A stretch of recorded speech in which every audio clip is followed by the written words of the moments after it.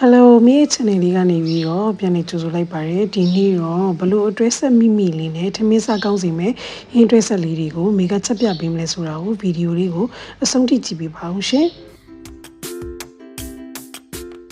ဒီနေ့ဟင်းတွဲဆက်ကလေးကိုတော့မိကအရမ်းမခက်ခဲပဲနဲ့ချက်ရတယ်လေလွယ်ကူတယ်ကြက်မြစ်ကြက်သေးလေးရယ်မယန်းလေးတုပ်ပြီးဟင်းကားလေးချက်မယ်ပေါ့နော်ကြက်မြစ်ကြက်သေးကိုတော့မိကစားနေစီထားတယ်ပြီးတော့ဦးတွေကဒါအစာတွေကိုတည်တည်ချာချာလေးတန့်စင်ထားတယ်ပေါ့နော်ဒါတော့လုပ်ပြီးသားပါသူ့ကိုမိကဒါတရီပြုတ်မယ်ပေါ့နော်တရီပြုတ်မဲ့တဲ့ကိုဒါရင်နွေးလေးစူအောင်တည်တယ်အဲ့ဒီတွေကိုဒါစနွဲမုတ်လေးနည်းငယ်လေးထည့်ပေးလိုက်တယ်ပေါ့နော်ယေရှုအောင်ပြုတ်ထားတဲ့အချိန်မှာဒါမင်းဟင်းချက်ဖို့အတွက်ကျွတ်သွန်နေလေးဒါပြီးလိုက်တယ်ပေါ့နော်ချင်းကျွတ်သွန်ဖြူလေးနဲ့ထောင်းထားလိုက်ပါတယ်ယေရှုလာပြီဆိုလို့ရှိရင်တော့ဒါမင်းစောစောနာတန့်စင်ထားတဲ့ချက်မြစ်ချက်သေးတွေကိုဒါထည့်ပြီးတော့အညီတွေထွက်အောင်လို့10မိနစ်2မိနစ်အလောက်ဒါပြုတ်ပေးလိုက်တယ်ပေါ့နော်10မိနစ်2မိနစ်ဆိုလို့ရှိရင်ဒီမှာဒါဒီလိုမျိုးဒါအချွဲရည်တွေထွက်လာတယ်ပေါ့နော်ဓမ္မတရေပြုတ်ပြီးတော့မိရတာကိုဒီလိုမျိုးလေးဆေးလိုက်တယ်ပေါ့နော်ဆေးလိုက်တဲ့ခါကျလို့ရှိရင်သူကဒီမှာလုံးဝတန်သွားပြီပေါ့နော်အညီရည်တွေလည်းမရှိတော့ဘူးချက်ချင်းနဲ့နန်တာမျိုးလည်းအဲ့လိုမျိုးလည်းမရှိတော့ဘူးပေါ့နော်မိကကလီစာတွေချက်တယ်ဆိုလို့ရှိရင်ဒီလိုမျိုးအရင်ဆုံးတရေပြုတ်ပြီးတော့မှချက်တာများတယ်ပေါ့နော်မဟုတ်ရင်အီနဲ့နန်တာတော့လိုမျိုးအသေးတို့ဘာလို့ကလဲတအားနန်တတ်တယ်လေအဲ့ဒါကြောင့်မို့လို့ဒီလိုလေးအမြဲတမ်းလုပ်လို့ရှိတယ်မိရဲ့တယောက်စာဆိုတော့ဒီမီအိုးလေးနဲ့ပဲချက်မယ်ပေါ့နော်အသေးမြစ်ကလည်းနှစ်တွဲပဲသုံးလာတာဆိုတော့လေဒီမီအိုးလေးနဲ့လုံးပြီးတော့ချက်ပါမယ်မြေအိုးလေးချက်တာဆိုတော့လေသူကစီတက်စရာမလိုဘူးစီတော့ဒီမှာအသေးမြစ်လေးတွေမိထည့်လိုက်တယ်အသေးမြစ်လေးထည့်လိုက်တယ်နော်ဒါအသေးမြစ်တွဲဟိုမှာ2000ပဲပေးရတယ်ပေါ့နော်ပြီးရင်ဒီမှာဂျင်းနဲ့ကြက်သွန်ဖြူလေးနဲ့ဒါချောင်းလာတယ်ပေါ့နော်အဲ့ဒါလေးကိုထည့်လိုက်ပါတယ်အဲ့လေးထည့်ပြီးတော့စောနာမီကြက်သွန်ဒီတစ်လုံးခွဲလီလာတယ်အနစ်တွေအများကြီးမစားတဲ့အတွက်ကြောင့်မလို့တစ်လုံးခွဲပဲထည့်တယ်ဟိုတစ်လုံးတောင်မှဒါများတယ်ပေါ့နော်ဒါအမြင်လေးလောက်အောင်လို့တစ်လုံးခွဲထည့်လိုက်တယ်ပေါ့နော်အမုံလေးထည့်မယ်ပေါ့နော်ရတာမုံလေးထည့်မယ်ဆိုတော့ဒီမှာစက်သားမုံကတစုံထည့်တယ်ဟင်းချိုကထုံးစံတိုင်းနင်းငယ်ပဲတုံးတယ်ပေါ့နော်နွေးမုံလေးနင်းငယ်ထည့်တယ်ညီနဲ့ပါညာပြအောင်ပေါ့နော်ပြီးဒီမှာအယောင်တင်မုံလေးနှစ်စွန်းထည့်မယ်ဒီတဲ့မဆလာထဲမချက်ဘူးပေါ့နော်မဆလာထဲမချက်တဲ့အတွက်ကြောင့်မို့လို့ဒါအပြိုင်လေးထည့်လိုက်မယ်ပေါ့နော်ဒီသူနဲ့လိုက်ဖက်အောင်လို့မိကဒီမှာမယန်းသီးလေးတုပ်မယ်ပေါ့နော်မယန်းသီးလေးဒါ900ဘုံဝယ်လာတယ်မယန်းသီးလေးတုပ်မယ်ပြီးငါးလေးချက်မယ်ပေါ့နော်ပြီးစီလေးနဲ့ငယ်စီကတော့နည်းငယ်ပဲထည့်တယ်ဘာလို့လဲဆိုဒီမှာချက်ကဒူစီထွက်အောင်ပါပေါ့နော်ပြီးလို့ရှိရင်နေပြီးလိုက်မယ်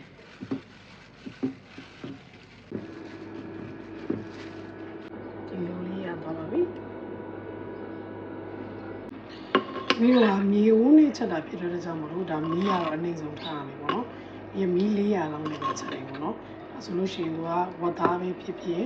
ချမ်းမာတဲ့သားတွေလည်းဒီလောက်ပဲချက်ရတယ်ပေါ့နော်။မြေဝန်းရဲ့အားသာချက်ကတော့မီးနည်းနည်းလေးနဲ့သူက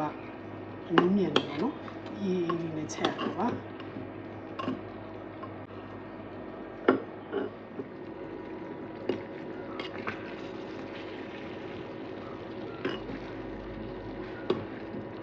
ချက်တယ်ပြူနေထောင်းထားတဲ့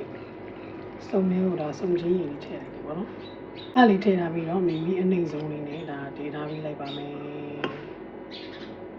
မီးကတော့ဒီမှာမြင်တဲ့အတိုင်း400နဲ့ထားထားတယ်ပေါ့နော်။400နဲ့ထားထားပါတယ်။ဒီမှာမယန်းသီးဝင်လာတာလေးတွေရှိတယ်။အဲ့ဒီမယန်းသီး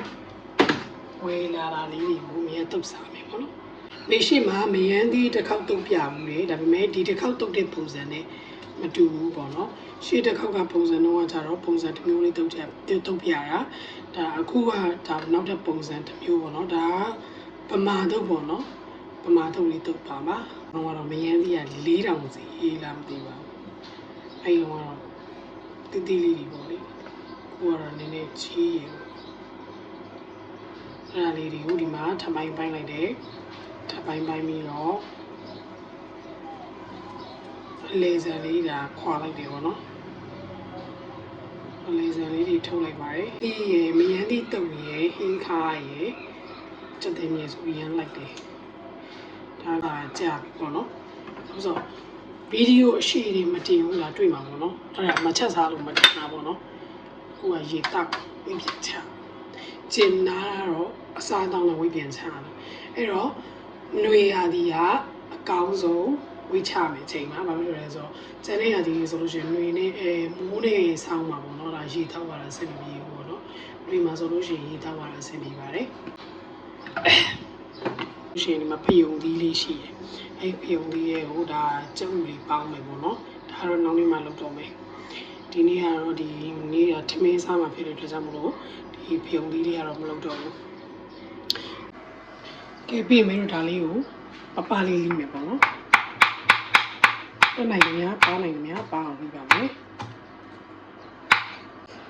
ဒါလေဒါလီးတာကြရင်မပြတ်ဘူးမလီးတာကြရင်ပြတ်တယ်တဲ့လားလီးပြီးပါပြီပေါ့နော်လီးပြီးပါပြီဆိုတော့ဒီထဲကိုဒီလိုစားလေးနဲ့ထည့်တင်ထားပေးလိုက်ပါမယ်ကျမတို့လက်သေးရှိရလို့ဘာလို့လာမပြောနဲ့နော်ကျမအိမ်မှာကျမတယောက်တည်းနေပြီကျမတယောက်တည်းစားတာမရင်းသီးကိုလာလုံးဝအခြေအနေထွက်သွားအောင်နော်အခြေအနေထွက်သွားအောင်စားလေးနဲ့9မိနစ်လောက်စိန်ထားပေးလိုက်တယ်ပြီးရင်ဒီမှာဒီလိုသူ့ရဲ့အခြေအနေထွက်သွားအောင်အဲ့လိုညှစ်ပေးရပေါ့နော်အဲ့လိုညှစ်ပေးပါလေ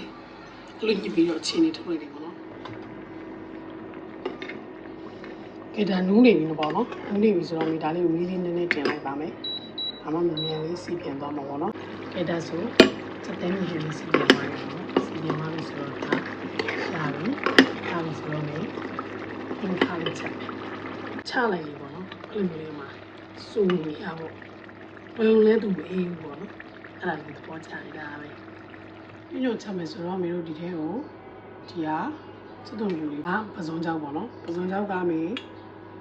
ဟွာထဲကိုလည်းထည့်မယ်ဒီမယန်းကြီးတုတ်ထဲကိုလည်းထည့်မယ်ဒီထဲကိုလည်းထည့်ဖို့တောင်းလာတာပေါ့နော်စူသွားဒီထဲကိုယူကောင်းထည့်မယ်ပြီးဒီမှာကော်ဖီလေးလိမယ်ပေါ့နော်အဲ့ကိုအပြာကြီးနဲ့မူမူလေးနဲ့ဒီမပြာကြီးထည့်တယ်ချက်သားမူလေးတို့စူအောင်ဆောက်မယ်ပေါ့နော်စူတော့မမေတို့ကော်ဖီထည့်မယ်ပေါ့နော်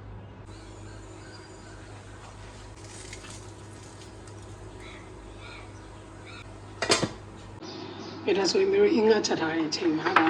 ဟောတုတ်လိုက်မယ်ပေါ့နော်ပြီးရင်မမေးစစ်တုံစိန်ချိန်တဲ့အတွက်ကြောင့်မလို့ဒါစစ်တုံစိန်ထည့်တယ်ပေါ့နော်ပြီးရင်ဒီမှာစွန်ကြောက်ထောင်းလာတာထည့်တယ်ပြီးရင်ဒီမှာမြေပဲထောင်းလာတာလည်းထည့်တယ်ပေါ့နော်ပြီးရင်ဒီမှာကျုံမပဲချက်မုတ်ထည့်တယ်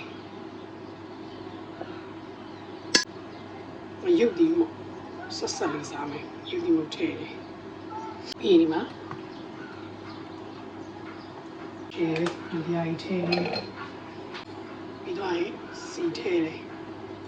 ပြီးရင်တော့နေပါပြီရှင်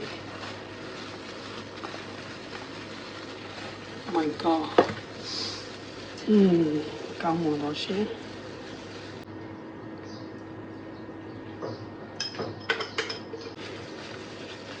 ကောင်းမွန်တော့ဒါဆိုရင်တော့အသေးမြင့်လေးရဲ့ဟင်းချိုလေးရဲ့မယန်းသီးတုပ်လေးရဲ့နဲ့အရန်လိုက်ပတ်တဲ့တနေ့စာဒါဟင်းတွဲဆက်လေးရရှိပါပြီပေါ့နော်ကြည့်ရှုပေးတဲ့တယောက်ချင်းစီတိုင်းကိုအထူးပင်ကျေးဇူးတင်ရှိပါတယ် Thank you for watching